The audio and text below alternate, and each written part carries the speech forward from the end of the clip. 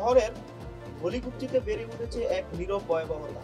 জুতার ঘামে ভেজা মোজা, ইনসোল কিংবা স্পঞ্জ থেকে সংগ্রহ করা হচ্ছে ভেন্ডি নামের মারাত্মক নেশাদ্রব্য। রাস্তার কিছু পথশিশু আর কিশোর এই নোংরা উৎপাদন গরম করে তার গন্ধ শুকে নিচ্ছে, যা ধীরে ধীরে ধ্বংস করেছে তাদের দেহ আর মন। চলুন শুনে নেওয়া যাক তাদের মুখ থেকেই।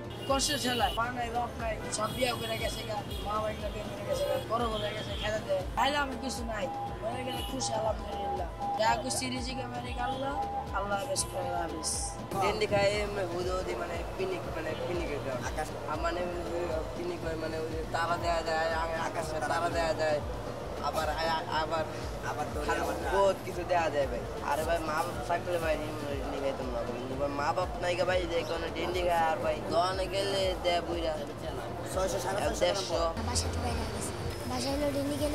তাদের হাতে নেই খাবার, নেই নিরাপদ আশ্রয়, কিন্তু আছে বিষাক্ত বিকল্পের নাগাল। বিশেষজ্ঞরা বলেছে এই নেশা দীর্ঘমেয়াদে ফুসফুস, কিডনি ও ব্রেনের স্থায়ী ক্ষতির কারণ হতে পারে, এমনকি মৃত্যু। এই ভয়াবহ বাস্তবতার বিরুদ্ধে আইনগত ব্যবস্থা নেওয়া এখনই জরুরি। অতি দ্রুত পদক্ষেপ কাম্য সরকার, প্রশাসন এবং সমাজের প্রতিটি সচেতন মানুষের পক্ষ থেকে। না হলে হারিয়ে যাবে আরো শত শত ভবিষ্যৎ নিঃশব্দে নেশার ধোঁয়ায়।